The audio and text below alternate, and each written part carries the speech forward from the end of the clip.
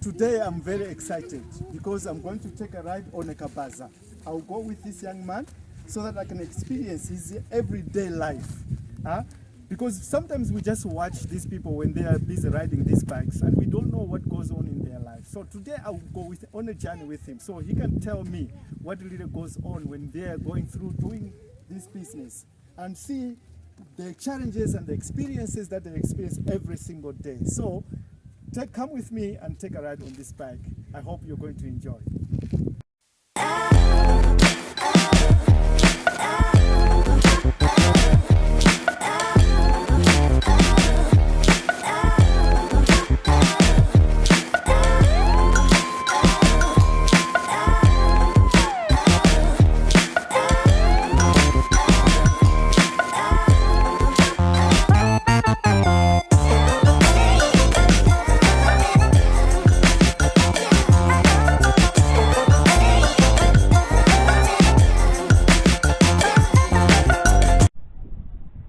Okay, sanduza nzina nuti ndani? Zina langa ninetoka mwana. Nimakhala kudetsa. Kwathu tikudetsa. Kuno waka business yanga kuno kuliko. Okay.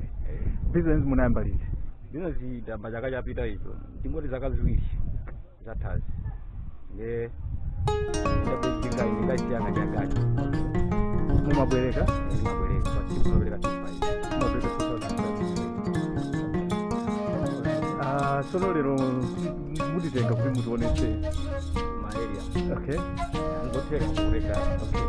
Then ndikukusa mafuta kuti muziti longosolera kuti dziwe kuti kodi business yanu imakaya imaenda bwanji. Okay. Yeah. Ndingemene machero kuti yani. Lifu. Yeah. Ndingemene ndiyabwino? Yeah, ndiyabwino. Alright. So, tiyeni ndikhala passenger. Ready? Yeah. Ndiye vanopatidzira ndikutsenza ndana ngosowa mujereka kusvika kunsungwi.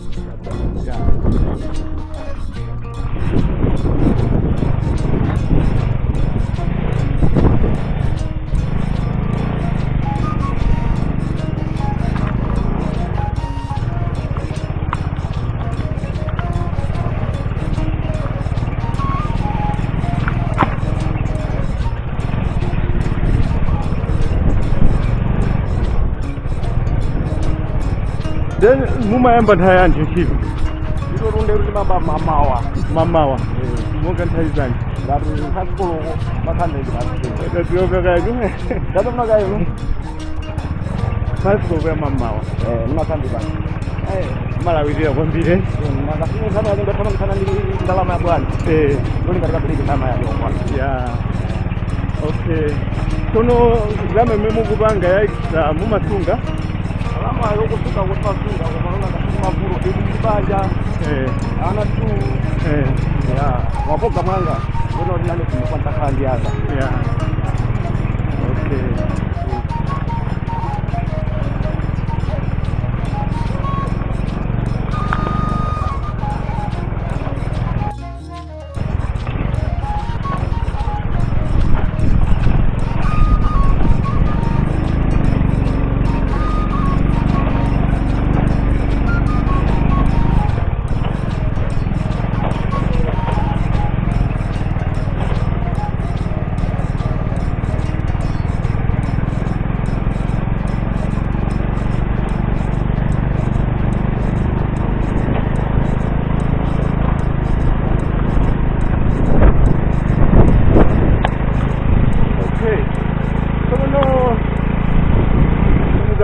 Mukamapanga business uje namakula ndendani veto novakuwandeka makuwandeka zimakhala bwanji mutatilongosolera zimakhala bwanji zimaenda bwanji.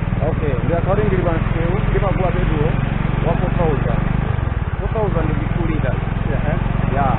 So ndikaendaenda ndizi ndrama ya bwana ndikupatikira. So pasiku kutenza kuti mumapanga ndama zingati? Asiku ndapanga ndama yachulu kani 10,000 kapena 15,000. 3,000 kapena 15,000. Yeah.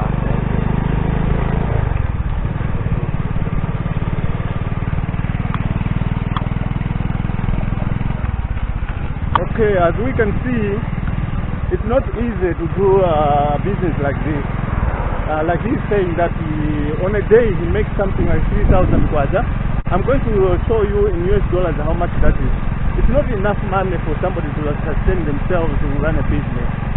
So, you know, people have to work much hard. Okay, that's going to go to mumaima baranke. Yeah, ni maima balange. The baranke but the makaran hambi. Kama kawan hambi cuma mama number lain. Number 1 hanya mungkin kena ada number 2 jojo mpaka wakila wali ukawe buka business yako. Okay, ndio muna basiku mumakati mumabona masiku angapi? Basiku tipo doktor mabanga muna masiku olwadaru olufolo mwene masiku atatu kabina fola. Yeah, okay. So siku ya idali kwa mbili basiku iko tokabuti siku moja idali iko tobanga mzama zingati. Siku ya idali ndio bila tabanga siku ya idali ndio ni 5,000 ndio bila town. 5,000 kubira town. Mata kubira town. Yeah, mata kubira town. Okay. Alright, so he's just explaining to me that when they are operating, they have to stand on a taxi rank. Then on the taxi rank, they have to stand in a line. So everybody has to be, if the area you come to the rank, the area you're going to take a trip. And on a day, they can do at least maybe 5 trips on a day. And the longest trip maybe can make them 5,000 kwacha. That is if they are hired to go up to town.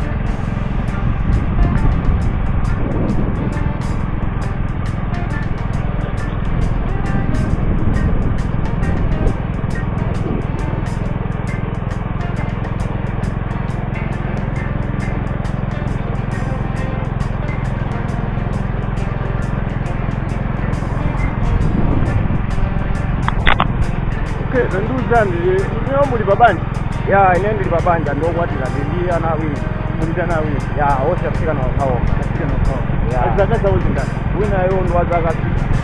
Wina yo ndo azaka tsara. Okay. Yeah. And wazaka tsara basukuru? Yeah, basukuru.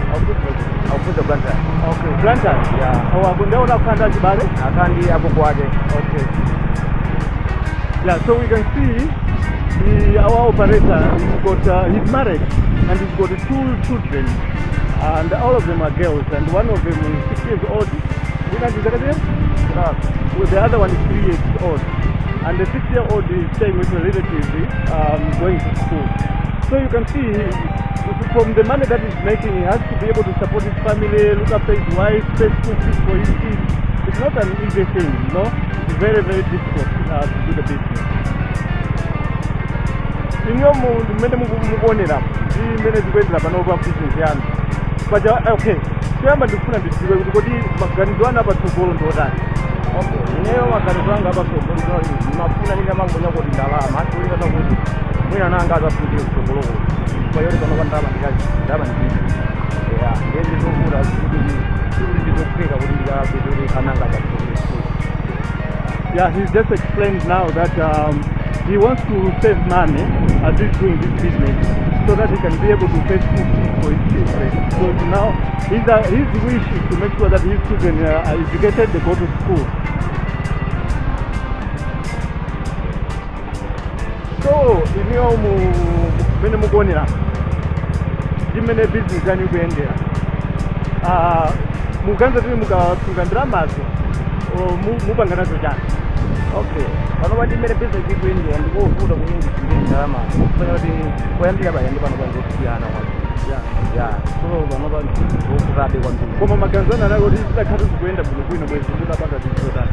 Akazanga nawo rizakauri zikuenda mafauri ndakugwa kuna nezikuda yanga ya moto kuendera ngaji. Ye munwa ndi yakati.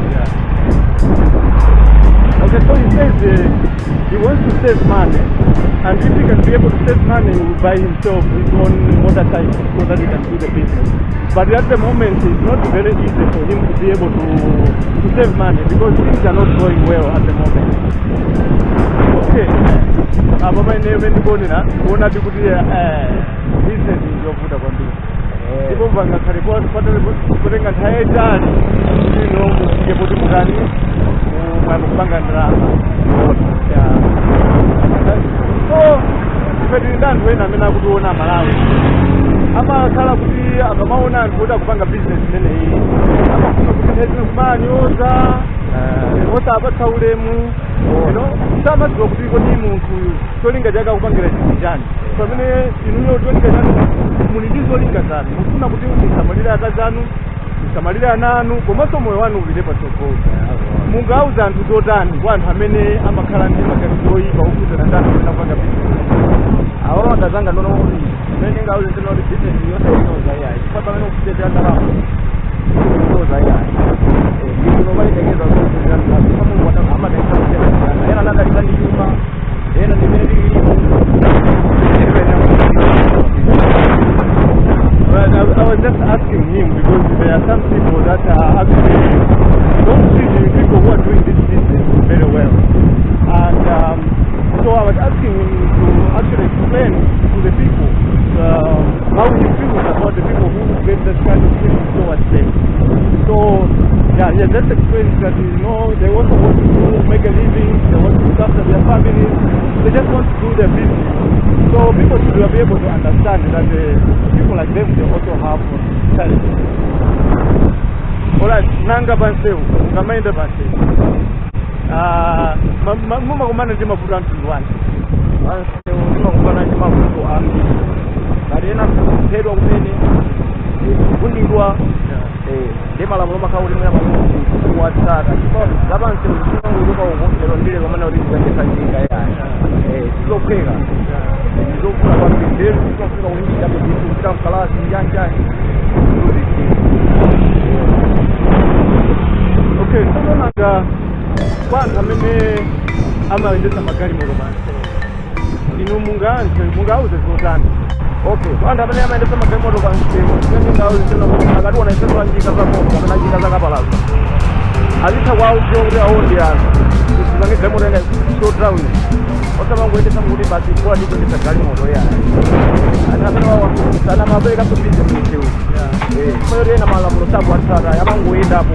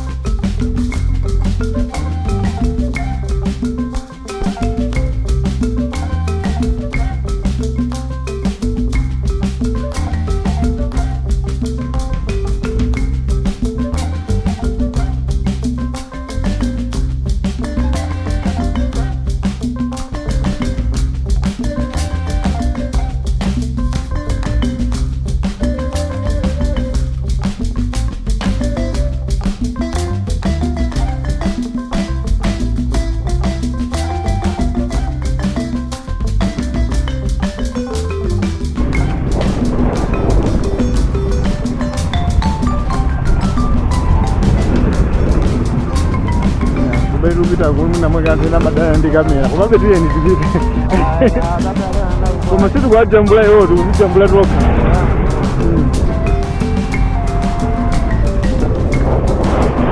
So you can also enjoy the scenic view as I'm riding. So there are so many benefits on riding a taxi like this one, because then you also get to admire the scenic views that are around the street as you are riding. So for me, I think I'm enjoying myself. I always take a taxi like this one when I'm actually maybe going somewhere, but today I'm taking this taxi on a joyride. I think we can also be doing this. You hire a taxi like this one, just go on a joyride, just to see the scenic views around Malawi.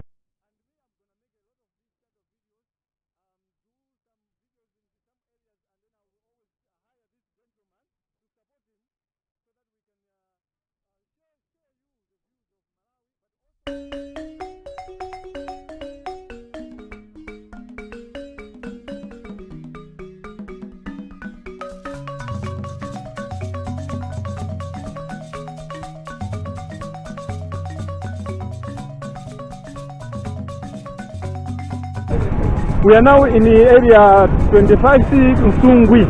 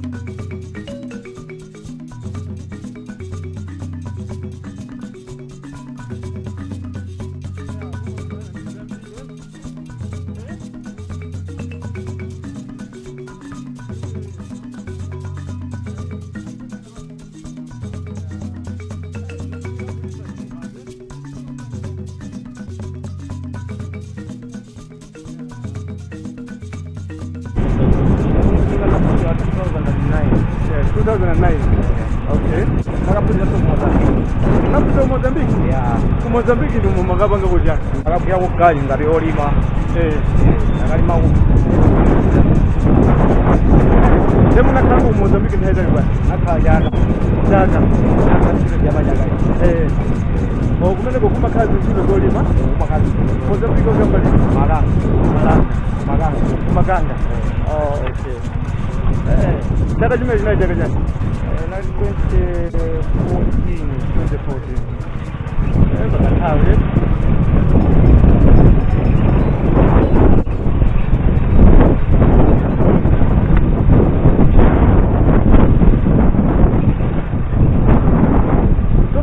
Amaya kunyumba amapanga chani?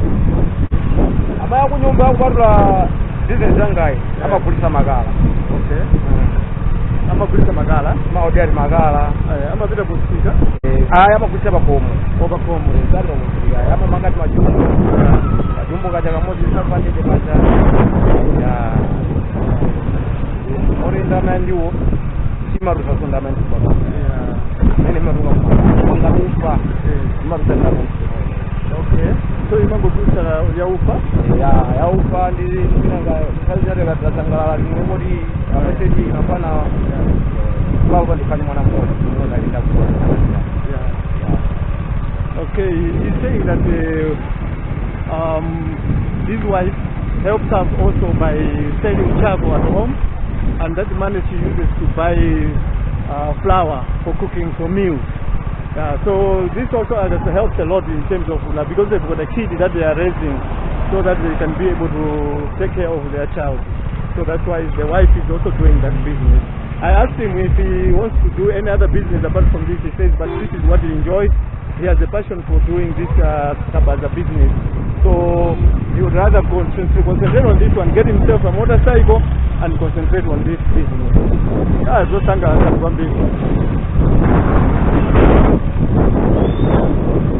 So mano, mama kaso monga ngati mukababanga business yanwe. Aziki kama mwezeka kwa mara mwena ndio nataka kulima kwa muzikara. Baba kama mwana kwanza kumeka mtani. Mama mwana wake ndio hapo hicho. Gari nyingi zinakomea. Kufanyika kama zinakomea. Malaisi. Komando kwa ndreme mimi ndio kumu apanga ndio mtu kwa kwa na malaisi. Malaisi ndio wani. Ngabenanga kufuna kuyamba business yakunyinga abantu. Bani baleni ngapate ndona nguzo ngari njinga sana kodi. Sa wene wakaenda kunziyo. Kuwajinga yopheka wenda kunziyo. Kuma kubana ndibagari mu kuma ndinga zosiyana. Kuma kubana ndinyengo zovuta. Ndio umaenda kukoze njinga ilo kuziye ku ground. Ukaende experience. Ukaende kuseko kuja ndizi za kumozo ndanapoza njinga yo kale kale. Ndike nakopoza mono ro. Ndienda yonje aba ndiende yonje so drown umazozoda aba ndienda paka so drown osangolwa malo nali wose palangizana ndinga abathinda amene. Okay, so mwina so niwe mufuna kuti mukazagula njinga muzakhala ndi njinga zambiri zoti muzathiso kulemba so ina so ndipo nkhani ndiona zimenezo ndizotheka kodi pachaka basi pachaka tati ndinyengo zizi zomwe zimakhala kuti business imayenda bwino apa ndi December ndinyengo zimezokolola ndeni makanga business kwa hopo ndio kuti business imakhala kwenda imakhala kwenda huko December ajifanya ma holiday angamakhala kuti njani zote ndi nanga ino makhala kuti so holiday ngati ifiripe holiday ndi chumbe inaende ndio imene holiday inaende kapenda mwadwala every day kupira nchini every day makati kasi kama ni kama faida sana ndani kwa haya sono nanga uje ni abwana anu abwana muma njinga muma itenga kwa abwana anu kama makandini njinga paka dali bano bai kukhala ndini makandini kuma daily ndima peleka ndama kuona 2500 bando sapeleka njinga ndira ndidwa kwanja mwini wake. He's just telling me that he has to make sure that he's giving his boss 2,500.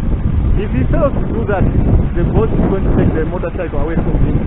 So he has to every day hustle, find the money so that he can be able to pay his boss. Hey, just telling me that on each rank where they stand, there is always somebody who's like supervising them. So they elect a chairman who takes care of it, because sometimes they've got disputes. So whenever they've got some disputes, the chairman will be there to solve those disputes. So they are always making sure that they have a chairman on each rank. Like on this taxi rank here, there must be a chairman who's also taking care of everything, making sure that the people are organized, because otherwise if it's not like that, there's always going to be conflict. But in without chairman is mina nabanga kuti bakale chairman ama musankhana. Okay, timasankhana toka. Yeah. Yeri kasankhana timatono indamira kuita kulamulira. Akabanga zinthu zolakwika naye so timamuchotsa chairman timazapatsa so wina utsogolo. Amalamulira kwa zaka ziwiri kena akatipatsa so wina. Choncho ndosiyana. Yeah, kwa wakati balaki pama kama nambala. Number 1, number 2, number 3, number 4, mpaka 5. Yeah. So no manambala amene ajawa amabango organize ndani. Manambala amene ajawa timasonkhana ndalama kama balangi. Ngati kuya balangi timasonkhana ndalama. Yeah. So sindikupita ku police. Yeah. Ngani na ulipa kuti kuya balangi. Yeah. Nda police ajama kupasa yani tipepa la form.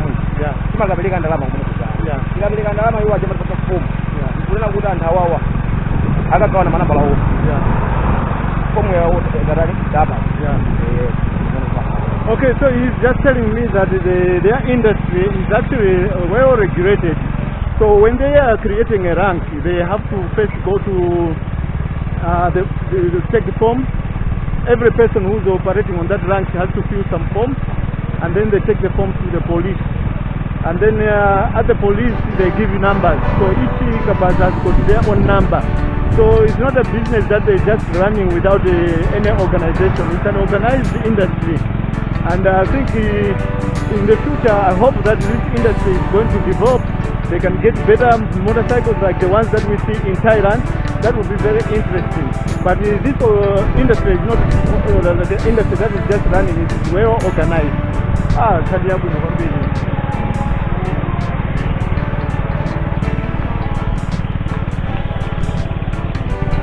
Okay.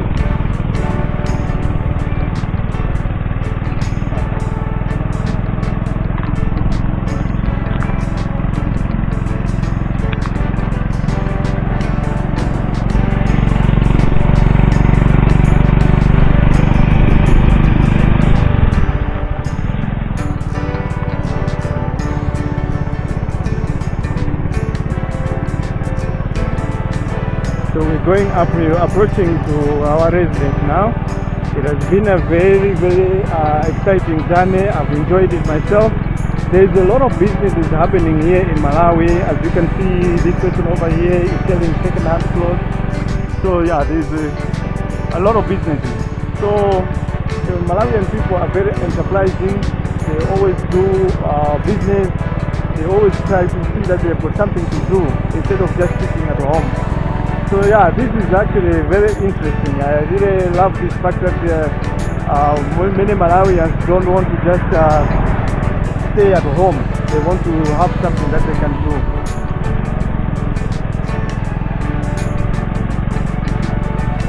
We are now in area 25C. That's one of the areas that I'm staying. Yes, so I'm actually trying to share with you the experiences in Malawi, so that you can feel what ordinary Malawians, how they live their lives and how they make their lives, make ends meet in their lives. Yeah, so it's very interesting. There are people doing different types of businesses, and I'll try my best to be actually featuring them.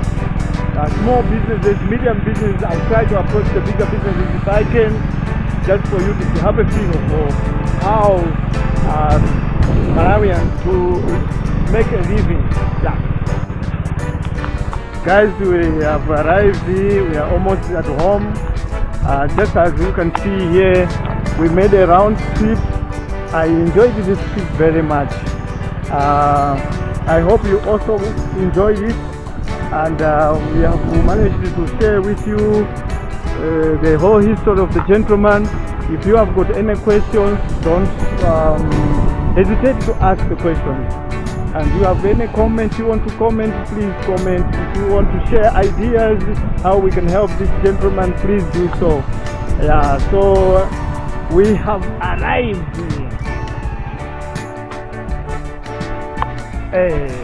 Ajibulire iko mavambiri ineyo kwamenzi pano ndasangalala ndi anthu amene akuoneranso filmu I hope kuti nawonso enjoya chifukwa munatenga pa ulendo kuti aone kuti kodi moyo umakhala bwanji every mukamayenda pansi iko mavambiri.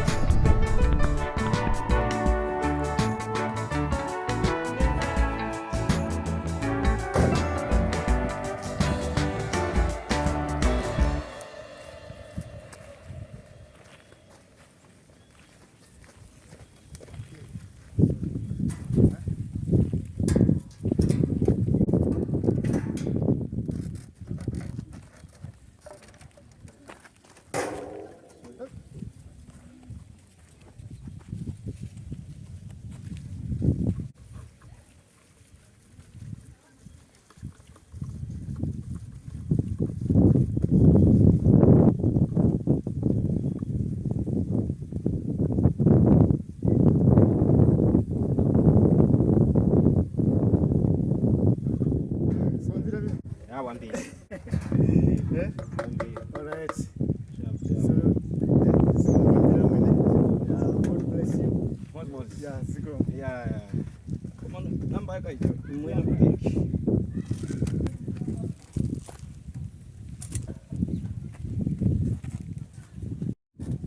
There you go. What do you say?